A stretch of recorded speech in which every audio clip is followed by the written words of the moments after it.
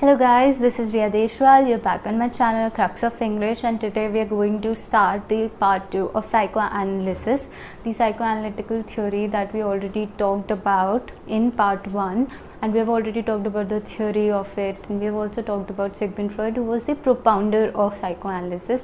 So if you haven't watched the part 1, I would suggest you go see the part 1 first so that you have an idea of psychoanalysis. Today we are going to talk about 3 different writers about psychoanalysis. The first one that we are going to talk about is Jacques Lacan. Now he is a psychoanalyst. He's also one of the people that you would study if you're talking about deconstruction. So he was all the theories that he gave were a mix of language and unconscious. So you need to remember that he could be asked in both these theories, but I'll talk about all the concepts that he gave, so it's very clear to you. First, let's talk about the books that he gave. So he gave 3 different books that you need to remember. The first one is For Fundamental Concepts of Psychoanalysis. The second you need to remember is Insistence on Letter in Unconscious. And the third that you need to remember is on Feminine Sexuality. You need to remember these 3 books that were written by Jacques Lacan. Now we are going to talk about the concepts. So the first concept that he gave was the stages of development that you see in a child. Now the stages, when we are saying the stages of development, you can see that he was talking about the unconscious mind, the psychology of the child, and also the language development. So he said for stages of development, he said there are 3 stages of development. Okay, the first one is real, the second is imaginary or mirror stage, and the third, the last, is symbolic. Now let's talk about these stages one by one. So when he talks about the real stage, he says this is when the child is born. Okay, the child is born, he is in real stage, he can not differentiate, वो difference नहीं बता सकता है अपने में और अपने environment में, अपने around जो world है उसको अपने mother और अपने आप में कोई difference नहीं पता होता है. तो basically the point is कि यहाँ पे कोई differentiation नहीं होता between the child and his environment or his world. जैसे ही differentiation आ जाएगा, जिस दिन the child would look himself in the mirror and he would recognize himself as himself, उस दिन the differentiation starts because the child has started looking at himself. Now he can recognize himself, so the differentiation has started, and this stage is called imaginary or mirror stage. यहाँ पे बच्चा थोड़ा थोड़ा language भी सीखने लगता है. Now symbolic, यहाँ पे language development पूरा हो चुका है. लैंग्वेज डेवलपमेंट पूरा हो चुका है, और बिकॉज बच्चे को लैंग्वेज के रूल्स समझ में आने लगे हैं, और हम सबको बताइए कि लैंग्वेज एक तरह का कल्चरल डेवलपमेंट होता है, सोसाइटी का कल्चरल रूल्स होते हैं लैंग्वेज के. सो उसको सोसाइटी के रूल्स समझ में आने लगते हैं, और जिस दिन बच्चे को ये सोसाइटी के लैंग्वेज के रूल्स समझ में आने लगते हैं, he goes into the symbolic stage. यहाँ पे उसको सब डिफ्रेंशिएशन समझ में आने लगता है. Who is the mother, who is the father, who is the child, if he has a sibling, that all comes into this stage. So these are the 3 stages that Lacan said were the stages of development. Now he also gave the theory of language. If you remember structuralism and post-structuralism, as we studied, we were talking about sign in the context of signifier and signified, right?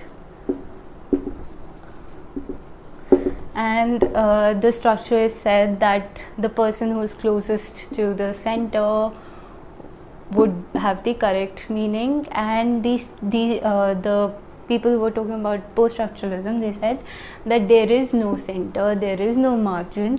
क्या होता है कि बहुत सारे signifier हैं, बहुत सारे signified है, इसलिए the sign changes constantly, infinitely. Similarly, Lacan said, he compared the language and the unconscious. अब आपको मैंने पिछले वीडियो में समझाया था व्हाट इज़ द अनकॉन्शियस, इसीलिए it's very important that you go see that video first. So I have explain to you what unconscious is when we are talking about Freud. सो व्हाट Lacan said was that language and unconscious both are made of infinite signs.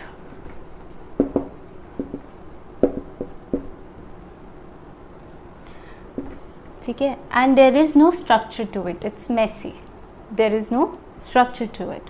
So everything is messy because the language depends on different things, how you signify it, what's the sign, it all depends on different perspectives. Similarly, he says that unconscious is also made of a lot of signifieds and signifiers, and therefore it's also infinite, and it's not structures, they both are not structured. Okay, this was the theory of language that Lacan gave. Now let's talk about females. He gave the concept of I told you, right? He wrote the book Feminine Sexuality. So he said, Lacan said, I was talking about this in the structuralism video as well. You know what binary oppositions are. He presented women in society. He says that the society looks at women in binary oppositions. He said that women are everything that men are not.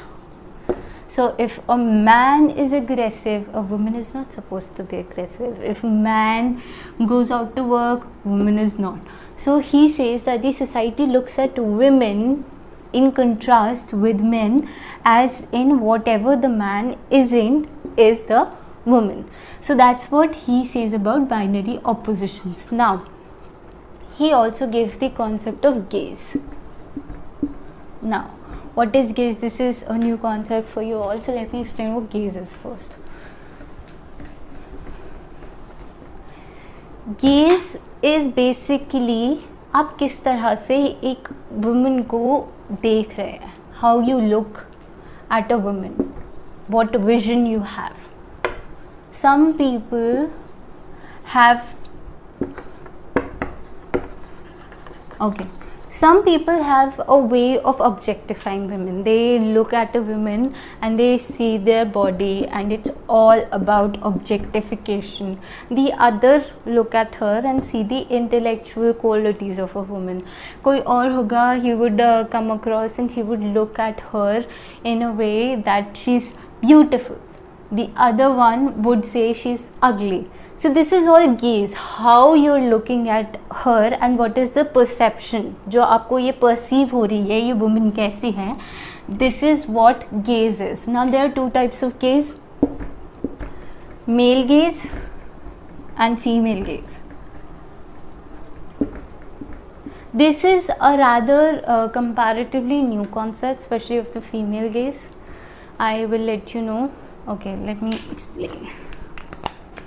So basically female gaze होता है जब how a woman is looking at a man.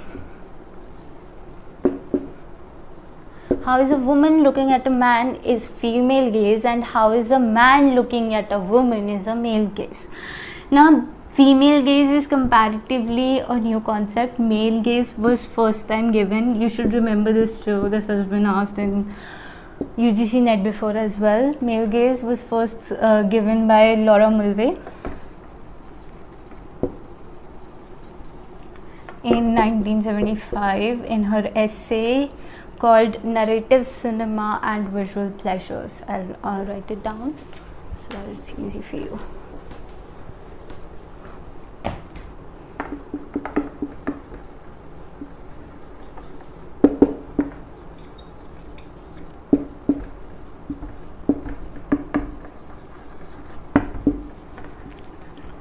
So basically, Laura Mulvey, when she talked about male gaze, she was talking in the context of cinema, in the context of what you see on screen, could be TV series or movies.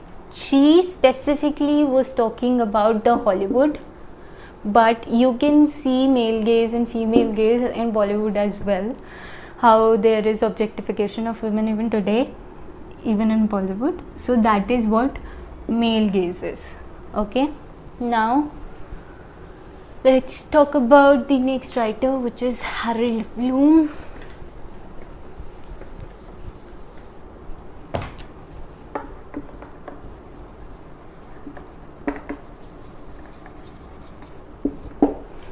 Talk about the books first. First is Map of Misreading.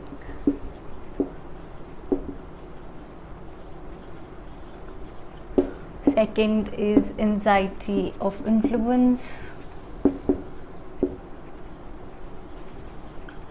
And third, the subtitle of this book is also needed to be remembered, which is Theory of Poetry. The third book is How Do You Read and Why? And the last fourth book that you need to remember is Western Uncanny.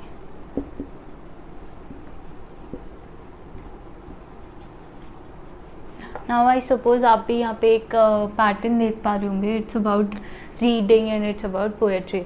So Harold Bloom was a critic of romantic poetry. Romantic poetry के बारे में आपको सबको पता है. Especially he was working on Keats. Okay. So these are the books. Now let's talk about the concept. There's only one concept that you need to remember about Harold Bloom, which is of strong and weak poets, and how these poets are influenced by their precursors. So let's talk about what are strong. He said there are two types of poets, strong poets and weak poets. Strong poets क्या होते हैं? Harold Bloom ने बोला strong poets वो होते हैं that are not influenced by the precursors. Harold Bloom said कि हमारे जो precursors हैं, for example, if you are writing a poetry today, आज से पहले जितनी भी लोगों ने पोएट्री लिखी होगी वो सब आपके प्रीकर्सर्स हैं. तो हैरोल्ड ब्लूम सेड कि जो आपके प्रीकर्सर्स हैं वो आपको इन्फ्लुएंस करते हैं. ये आप पे डिपेंड करता है कि आप उसे कितना इन्फ्लुएंस करना चाहते हैं या नहीं चाहते. आप strong poets in the eyes of Harold Bloom are जिन्होंने अपने प्रीकर्सर्स को देखा, उनकी स्टोरीज पढ़ी, उनके वर्क्स पढ़े, but they are not influenced by the precursors. They would see the history that comes with the precursors, they would look at it, but they would write something independently. जो उनका work है वो उनके precursors पे depend नहीं करेगा, वो इनसे इन्फ्लुएंस्ड नहीं होगा. बट वीक पोएट्स जो हैं वो बेसिकली इन्हीं के चारों तरफ घूमते रहेंगे. They would only write about what how they have been influenced by their precursors. Okay, this is the concept of the strong and the weak poet that Harold Bloom gave. What was it? That the strong poets are the ones who are not influenced and who write independently against their precursors, whereas weak poets are that are influenced by their precursors and they would write in conjugation of their precursors. वो ऐसा ही लिखेंगे जैसा उनके precursors ने लिखा है. Now, next concept that he gave was इसी concept का extension. It was about how these precursors influence the modern writers. Okay, so the writers of today, how are they getting influenced by their precursors? So he said तीन तरीके होते हैं. There are three ways how they are influenced. The first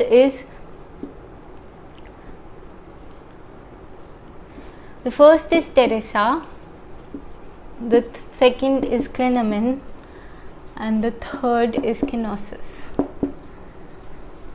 So what is Teresa? He said that Teresa is when the poet is influenced by their precursors, और उनका जो writing होगा वो या तो अपने प्रीकर्सर का एंटीथेसिस होगा, मतलब वो अपने प्रीकर्सर के ऑपोजिट लिख रहे होंगे, या उनके इन्फ्लुएंस में उनके लिए पॉजिटिव लिख रहे होंगे. सो either they are quoting from their precursors in their text, or they are projecting a negative image of the precursor, and they are presenting to us an opposing front of their precursors. So that is Theresa. Now Klineman, he said, when there is a misreading of the precursor, जो writer है वो actually कुछ और पढ़ लेता है and he is producing with that wrong reading in his head of the precursor. But यहाँ पे भी प्रीकर्सर का इन्फ्लुएंस होगा. Kenosis is according to him the best because he says कि this is where the writer would break off from the precursor and write something new which is not influenced by the precursor. So this was how the precursor influences the writers through Teresa, Klineman and Kenosis. You have to remember this, it's very very important. Harold Bloom is important. Now let's talk about the third writer.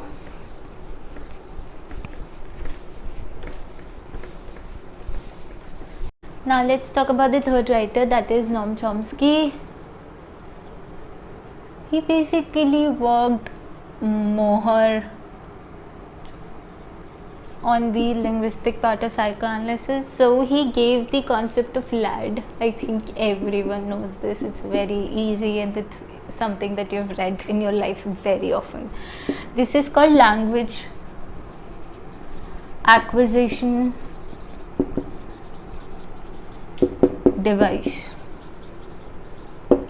Language acquisition device, जैसे कि आपको word से समझ में आ रहा होगा, acquisition is how you acquire something, okay, how you start speaking it. So if we're talking about language, how you grasp that language and how you speak it. So he says that every child already has this hypothetical center in his mind which is called LAD, and the child already knows the basics of language and grammar. जो child है उसको पहले से पता है कि grammar और language के जो बेसिक्स हैं वो क्या है. बस चाइल्ड को एक्चुअली जो लर्न करना होता है वो वोकैबुलरी होती है. सो हमको पता है कि लैंग्वेज किस चीज़ से बनती है. लैंग्वेज बनती है ग्रामर से और वोकैबुलरी से. सो he says through LAD that the child already has this part covered. उसको पता है कि ग्रामर कैसे यूज़ करी जानी है पहले से, कि ग्रामर के रूल्स क्या होंगे, क्या फॉलो करना है. उसको पहले से पता होगा कि सब्जेक्ट क्या है, ऑब्जेक्ट क्या है, वर्ब क्या है. बस उसको न्यू वर्ड्स एक्वायर करना होता है, वोकैबुलरी एक्वायर करनी होती है. So this is the concept of language acquisition device that Noam Chomsky gave. So you need to remember this. It's very very important, not just in this. I would say this comes in NET and CTAT and UPTAT. You would see this in practically every exam related to education that you would give, because LAD is not just concerned about actually psychoanalysis in itself is a topic जो आपको ज़्यादातर सारे education के related exams होंगे उनमें सब में मिलेगा. So the first concept that we talked about was LAD. The second is competence versus performance. Now आप सबको पता होगा कॉम्पिटेंस क्या होता है. कॉम्पिटेंस होता है कि हम किसी चीज़ को कैसे कर सकते हैं, हमारे अंदर कितना टैलेंट है किसी काम को करने का. परफॉर्मेंस होता है कि आप उसे एक्चुअली कैसे कर रहे हैं. सो ये है कर सकते हैं, दिस इज कर रहे हैं, this is about the actual reality, this is what can be. Okay, so what he said Noam Chomsky, competence versus performance in relations to language. He said that competence जो होता है वो basically हमारे अंदर होता है, it's hypothetical. It's everything that we know about language, about grammar, about vocabulary, everything that we know. But जो performance होता है वो basically he said is how you are using it, how you are speaking, that's performance. So this cannot be analyzed. You cannot be analyzed on the basis of your competence, because अगर आपको मतलब नहीं है अगर आपको सारी literature आती है बट आप एग्ज़ाम में गए और आप वहाँ जाके परफॉर्म नहीं कर पा रहे, तो उससे कोई मतलब नहीं है। आपका जो at the end of the day in this world what matters is the result. If you are getting the result, doesn't matter if you don't know anything. आपको कुछ नहीं आता लेकिन आपने आरपीएससी का एग्ज़ाम निकाल लिया, आपने कुछ नहीं पढ़ा, doesn't matter, you gave the result, doesn't matter what you did. So this is performance. And आपको सब कुछ आता है, मुझे सारा लिटरेचर आता है, मुझे सारा जनरल नॉलेज आता है, बट मैं आरपीएससी का एग्ज़ाम नहीं निकाल पाया. What's the point? You didn't give the performance. You had the competence but you didn't give the performance. So this is what Noam Chomsky said about the language. He said कि it doesn't matter how much competence you have, how much language you know, it matters how you perform it. So this is what was the concept of LAD and competence versus performance. So basically that is the end of the psychoanalysis. Psychoanalysis is comparatively a stronger and easier and a smaller topic, smaller theory, and it's an easy theory to understand honestly. And I think कि अगर आप ढंग से पढ़ेंगे तो there wouldn't be any question that you wouldn't be able to attempt from this theory at least. So आप ज़रूर पढ़िए psychoanalysis. Okay, and next that we are going to do is another literary theory which would come in the next video. So thank you for watching. Please like and subscribe my channel, and we would keep bringing literary theory videos to you till the literary theory part is complete, and then I'm going to take literary criticism. So you do need to follow me on and on so that you are prepared for the RPSC. Okay, thank you.